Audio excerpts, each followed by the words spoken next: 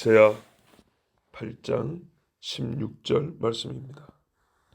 너는 증거의 말씀을 싸매며 율법을 내 제자들 가운데에서 봉함하라. 아멘.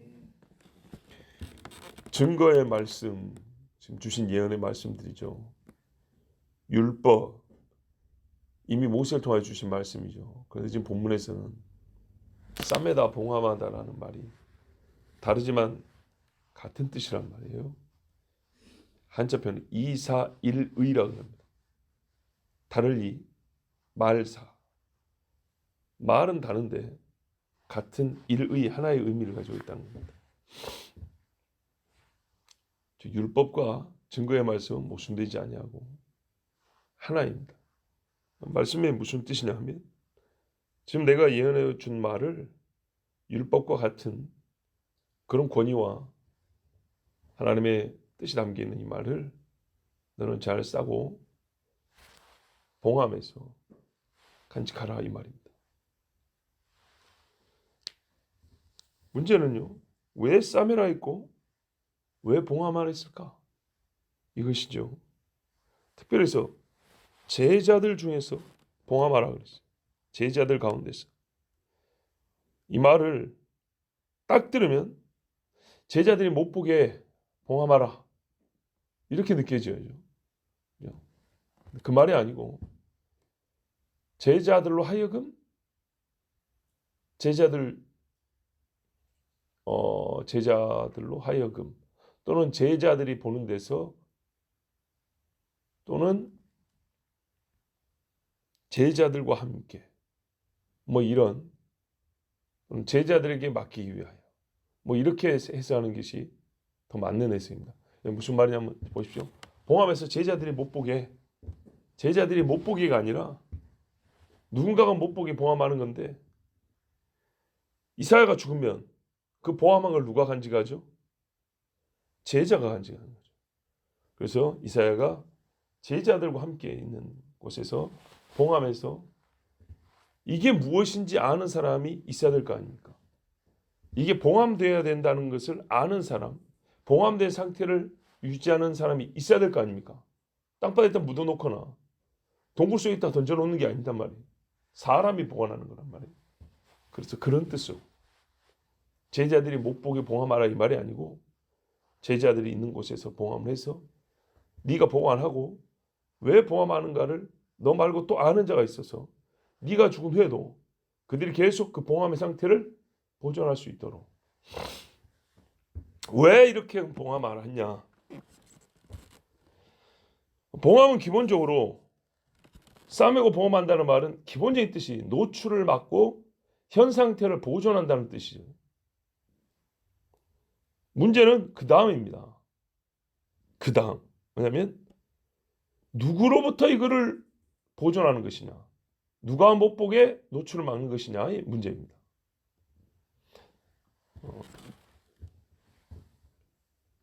현재 이 율법의 말씀을 듣는 자와 순종하는 자만 이 말씀을 받고 지금 이 말씀을 거부하는 사람들이 못 보게 너와 내 제자들이 이걸 봉함해서 잘 간직하고 있어라 이런 뜻인가? 즉 당대 사람들로부터 이 말씀을 보존하기 위해서 그들에게 노출시키지 않기 위해서 봉헌하라는 것이냐? 아니면 지금의 너처럼 이 말씀을 보는 자가 있고 또 훗날 언젠가 너와 같이 이 말씀을 받을 자가 있을 것인데 그때 그들이 오기까지 이게 얼마나 될지 모르죠. 그때까지 봉함하여 그러니까 이 말씀을 보존하여 두기 위해서 봉함을 한 것이냐. 여러분은 어떻게 보십니까? 물론 그날 그때 이 말씀을 보는 자, 깨달을 자가 올 때까지 봉함하라 한 이 말도 지금은 아무도 이 말씀을 모른다 그런 말은 아니에요. 그러니까 지금 이사야 너를 비롯해서 이 말씀을 진짜 받는 사람들이 있어요. 이 사람들만 알고 나머지는 모르게 닫아놔라. 그런 말이냐? 이것에 더하여 지금 너와 같이 알아듣는 사람 알아먹고 모르는 애들은 모르더라 할지라도 이게 아하스 당대만 쓰는 말씀이 아니고 나중을 위해서도 준 말씀이니까 나중에 또 이 말씀이 필요한 그때 볼 사람들 위하여 그때까지 보관하여 두란 얘기냐? 플러스하고 그때와 그 사람들 위하여 보존하여 두란 얘기냐? 어떤 뜻일까요? 후자라고 보시죠. 저 역시도 마찬가지입니다. 이제 이렇게 되면 또 하나의 쟁점이죠. 그 나중이란 어느 때를 말하는 것이냐? 한도 끝도 없이 그냥 나중 이럴 수는 없는 거고요. 그 나중은 어느 때지? 그 나중은 우리가 이미 이사야서가 열려서 보고 있고 또 그 말씀의 뜻을 알아먹고 있는 것처럼 메시아의 때라고 볼 수 있죠. 왜냐하면 사도들이 설교할 때 선지서들을 풀어서 알려주지 않습니까? 요엘이 설교한 게 이때를 말한 거다. 시편이 말한 게 이때를 말한 거다. 모세가 말한 것이 이날을 말한 거다. 이렇게 다 얘기하지 않습니까? 자, 이사야서 자체가요. 하나님의 계시에 대하여 뭐라냐면 이 백성을 하여금 보아도 보지 못하고 들어도 알아듣지 못하고 마음으로 이해하지 못하고 깨닫지 못하게 하라 그랬어요. 이미 이사야서에 이렇게 말씀했어요. 그래서 이 말씀 봉함은 다른 세대를 위하여 지금 닫아놓으라. 그리고 간직하라. 이런 말씀 볼 수 있고 또 계속 이어지는 말씀들이 대부분 장래에 대한 예언들입니다. 장래에 대한 일이기 때문에 그 양이 엄청나고요. 높이와 깊이가 이루 헤아릴 수가 없습니다. 그렇기 때문에 역시 지금의 범죄한 자들은 깨달으려 깨달을 수가 없고 그날이 가까웠을 때 하나님께서 성령을 부으셔서 알아듣게 하시고 또 그날을 맞이할 사람들이 그때 이 말씀을 깨달을 수 있도록 봉함하라. 그날을 준비하라. 그리고 그때 열리면 사람들이 그날과 이 말씀이 일치하는 걸 보고 하나님을 거룩하시다 할 것이고 이 앞에 하나님이 요구하신 대로 하나님을 두려워할 자로 삼는 그런 역사, 특별히 유대인들에게 회개가 일어날 것이기 때문에 봉함하라. 지금도 보세요. 이사야 53장 같은 경우 이스라엘 사람이 읽지도 않잖아요. 그들에게는 어떤 식으로든 봉함된 상태입니다. 그러나 점점 읽는 자가 많아졌고요. 완전히 그 해석이 풀려 유다 사람들이 알게 될 때 이들은 스가랴서 말씀같이 통곡하게 됩니다.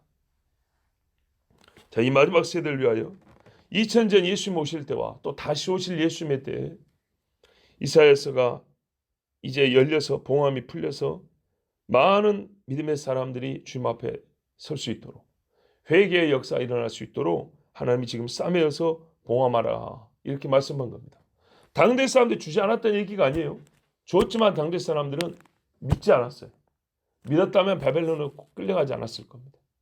믿었다면 지금까지도 이사야 53장을 읽지 않는 전통이 있을 리가 없습니다. 이거는 현대에 와서 생긴 게 아니라 전통이에요. 전통. 스스로 이사야 53장을 읽지 말자라고 묶어놓은 거예요. 이게 다 하나님의 섭리 안에 있습니다. 이걸 확대하면 이스라엘 사람들이 복음서를 읽지 않잖아요. 신약 성경을 아예 읽지 않잖아요. 그러나 점점 읽는 사람이 늘어나고 있고 완전하게 그들의 눈에 열려 보일 때가 있을 겁니다. 또 이렇게 해석하는 비슷한 예가 하나 있습니다. 이렇게 해석해야 될 수 있도록 해석할 수 있도록 근거가 될 만한 신뢰가 있는데 다니엘 12장에 보면 하나님이 다니엘에게 예언을 다 주신 다음에 마지막 장이 뭐라 그럽니까?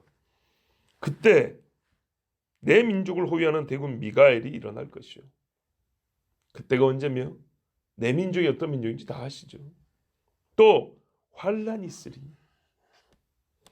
개국 이래로 그때까지 없던 환란일 것이며 아니 바벨론에 지금 망해가지고 성전이 불타 없어진 이거보다 더 큰 환란이 어디 있겠어요. 근데 이거보다 더 큰 환란이 있다는 거예요. 그때 예수님이 말씀한 야곱의 환란의 날. 아니 그게 바벨론 때 아니었어요? 이미 구약에 예언된 날이거든요. 야곱의 환란의 날이라는 게. 근데 이스라엘 사람들 아마 바벨론에 끌려갈 때 그 날인가 보다 했을 거예요. 근데 예수님이 다시 언급을 해요. 그거는 예행 연습이고 더 큰 게 있다는 거예요. 그때 내 백성 중 무릇 책에 기록된 모든 자가 구원을 얻을 것이라.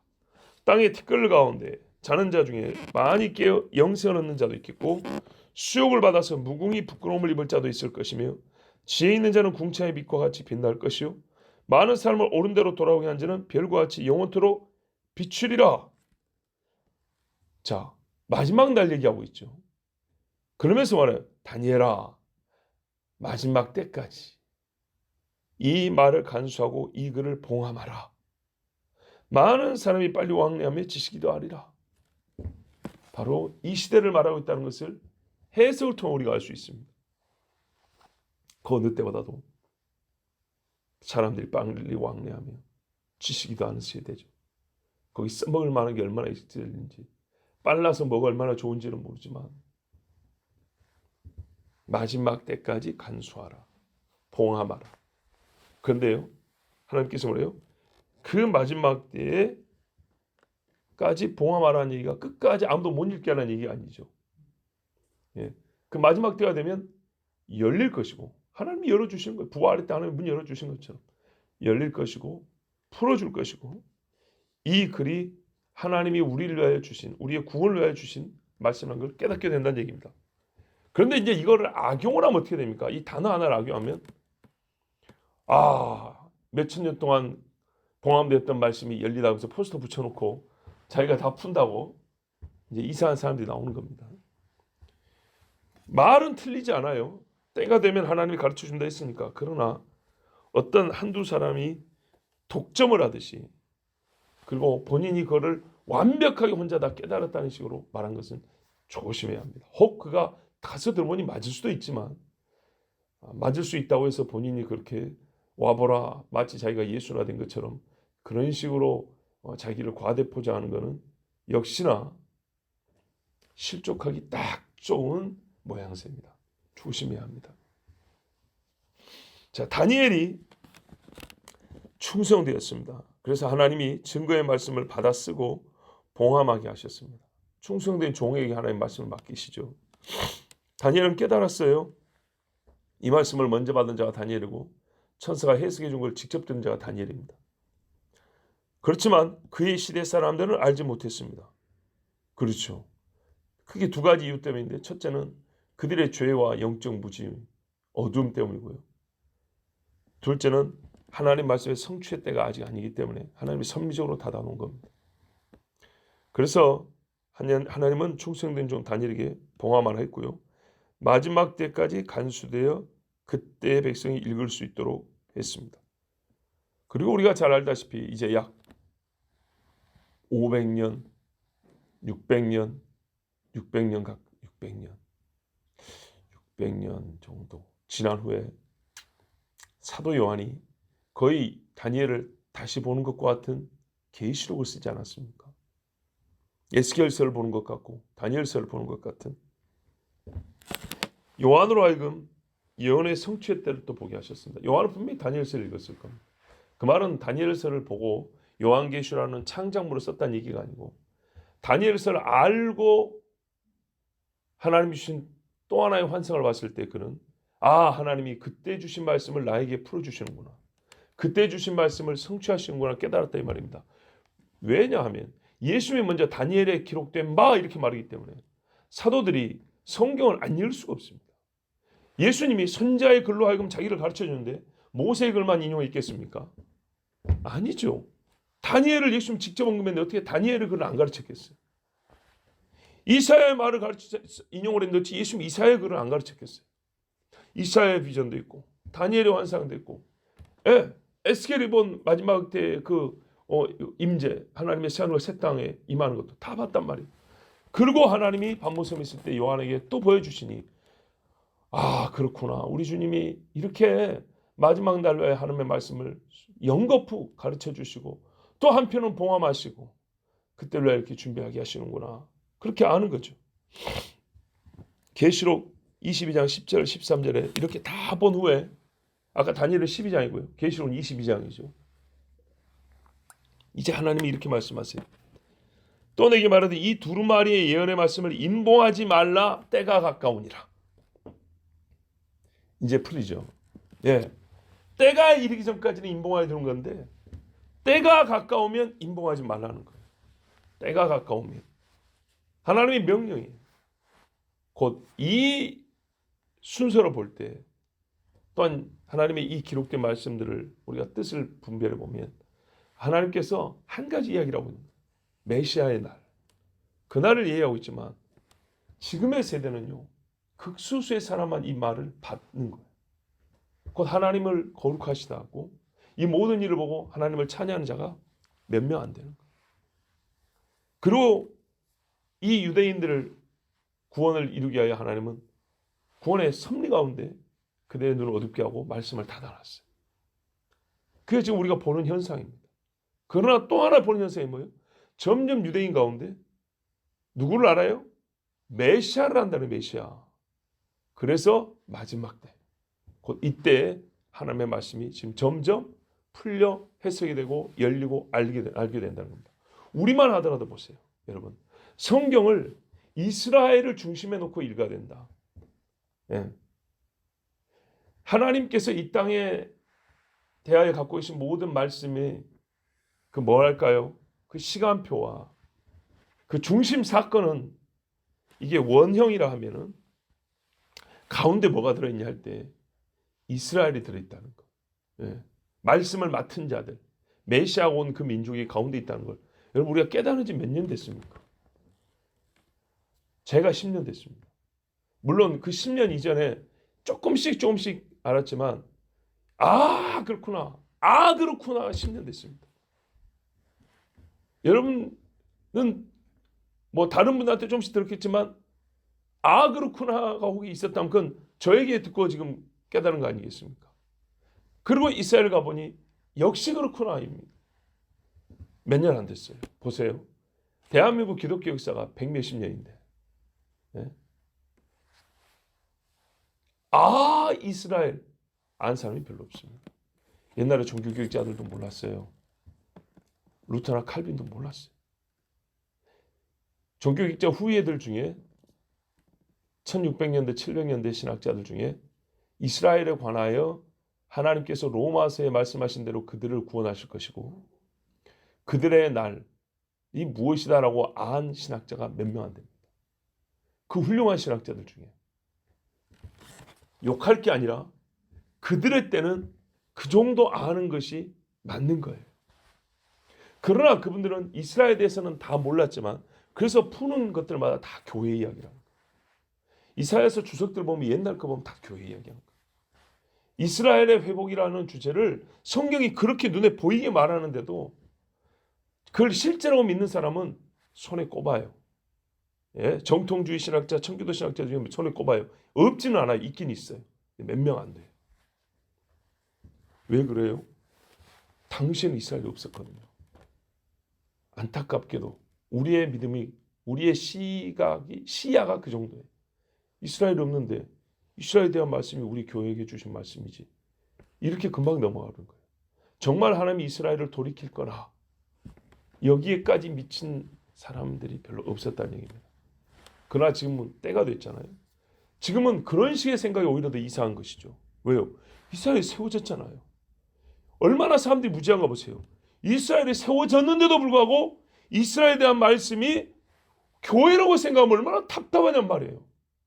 사막에 샘이 넘쳐 흐르고 있는데도 불구하고 이게 지금 대한민국 교회 하나님이 부으실 성령의 은혜라 여기서 딱 멈추니 얼마나 이거 속 답답한 이야기냐 이 말이죠. 참. 접붙임 받은 너희들 근데 원가지는 어쩌겠느냐 이 말씀. 분명히 원가지 이야기가 있는데도 불구하고 원가지가 저기 보이는데도 아직도 원가지에 대한 생각이 막혀있다. 답답하죠. 전에 말씀드렸죠. 하영조 목사님도 로마서 강의하다가 그 부분에서 멈춰서 2년을 설교를 못했다. 기억 안 나세요? 제가 로마서 강의할 때 이 이야기 몇 번 했어요. 그 교회 출신 목사님인가 장로님인가 한 말이 있어요. 하영조 목사님이 로마서 이 부분 강의하다가 9장, 10장, 11장을 강의를 못하고 중단하고 2년을 못했다. 왜? 과연 이 사람들이 이걸 이해할 수 있을까? 받아들일 수 있을까? 사람의 전통과 장로 유전이라는데 대한민국 혹은 서구 사회의 성경 해석의 전통을 따라 로마서를 본 사람들이 이거 이스라엘 회복 이야기 알아먹을 수 있을까? 주로 화이트 칼라가 모여 있고 많이 배운 사람들이 몰려 있는 그 교회에서도 이걸 받아들일 수 있을까 해가지고 설교를 못했다고요. 여러분, 이게 바로 우리가 맨날 뭐 바리새인 어쩌는데 대한민국 교회가 별로 다를 바가 없어요. 말씀을 주신 대로 순수하게 받는 것이 매우 연약하다는 것을 알아야 돼요. 자, 그래서 우리 주님 말씀대로예요. 그렇기 때문에 봉함했고 봉함한다는 하나님의 섭리에 따라 모르는 것이 어떤 의미에서는 맞았던 거예요. 그러나 지금도 모른다. 이거는 우리의 무지함이고 게으름이에요. 불신이에요. 불신. 증거까지 있는데도 못 믿는다는 것은 불신이지 뭡니까? 반석에서 물이 나온데도 불구하고 하나님 반석인 걸 못 믿겠다는 건 불신이죠. 자, 여러분, 요한에게 그랬어요. 때가 가까우니라 하면서 임봉하지 말라 그랬어요. 때가 가까우면 봐야 되는 거고 하나님이 열어줬으니까 믿어져야 되는 겁니다. 무덤 문이 때가 되어서 열렸지 않습니까? 열렸으면 어떻게 해요? 믿어야 되는 겁니다. 어떻게 열렸냐? 열리니까 고개를 들여보고 속을 들여다보지 않았습니까? 보고도 하하 이러고 왔다. 답답한 노릇이죠. 이스라엘 비행기 타고 가서 볼 수도 있고 방송을 볼 수도 있고 이스라엘에 지금 일어나고 있는 일을 보세요. 국가가 수립이 됐지만 팔레스틴이나 아랍이라고 하는 사람들하고 섞여 있잖아요. 아랍에 있었다고요? 2016년도에 제가 수련회 가서 강의했어요. 아랍이라는 말 자체가 믹스드, 섞여 있다 이런 말이라고. 섞여 있다. 섞인 족속들하고 있다고요 지금. 그런데도 불구하고 모르겠다, 못 믿겠다. 얼마나 우리가 믿음이 작은지 보십시오. 여러분, 그러므로 이사야의 말씀은요, 하나님의 계시된 말씀이 맞다는 확인의 표로서 임봉하라. 하나님이 하나님 말씀 아닌 걸 임봉하라 한 적은 없어요. 그거에 임봉이 돼 있든지 풀려져 있든 뭔 상관입니까? 하나님의 말씀만 어떤 경우에 임봉하라 그럽니다. 또한 하나님의 말씀이 맞다는 표로서 잘 간직하라는 걸 넘어서서 마지막 날에 이 예언의 말씀이 응하는 때에 이 말씀을 읽고 돌이킬 내 백성 곧 남은 자들 위하여 보존하고 간직하라는 뜻으로 임봉하라 한 겁니다. 다니엘이 70년이 되자 깨달았잖아요. 예레미야의 말을 듣고 깨달았어요. 가까이 왔다는 것을 깨달았어요. 영과에 깨달았어요. 그런데 예레미야서를 바벨론에 보내준 적이 언젠데 다니엘과 같이 그 예레미야서를 읽고 깨달은 사람이 몇 명이나 되었습니까? 매우 적었습니다. 예? 어떤 사람들은 돌아가라 그래도 안 돌아가고요. 에스라 때는 제사장들이 한 명도 안 따라왔다 그랬어요. 70년이 이미 지났는데도 불구하고. 자, 여러분, 이 봉함하라 하는 이 일은 하나님이 오직 여호와만 의지하며 거룩하다 시인하는 종 이사야에게 맡겼습니다. 곧 이사야 같은 다음 세대, 그 다음 세대가 바로 직후의 세대가 될지 몇 세대 후가 될지 말하면 이사야와 같은 마음을 가진 다음에 일어날 어느 세대를 위하여 하나님께서 이 말씀을 맡겨두셨습니다. 그렇다면 여러분, 우리가 그 다음 세대에 속한 이 말씀을 맡았고 또 우리와 이어지는 다음 세대가 이 말씀이 봉함된 채로 그냥 받지 아니하고 봉함된 말씀을 이제는 열어볼 수 있는 세대가 되기를 원한다면 또 그 세대라고 생각한다면 우리는 어떻게 해야 되냐? 이 말씀을 받은 세대와 같은 믿음을 가져야 됩니다. 보십시오. 이 말씀을 봉함한 자는 이 말씀을 받은 자였기 때문에 봉함의 책임과 사명을 맡겼습니다. 꼭 그와 같은 자, 쉽게 말하면 이사야니까 맡긴 거고요. 이사야와 같은 세대를 위하여 봉함을 한 겁니다. 그럼 우리가 어떻게 해야 되냐? 우리는 지금 이 봉함한 말씀을 열려받는 세대이기 때문에 우리의 믿음과 삶은 이사야와 같아야 되는 겁니다. 이사야. 바로다 나여 망하게 되었다 하고 주의 성전에 나가는 사람, 주여 나를 보내소서 하고 주님 앞에 기도하는 사람, 그렇게 주님 앞에 두려움으로 의지하고 하나님의 그 두려우신 하나님의 선하신 도움을 받는 자가 되어야 합니다.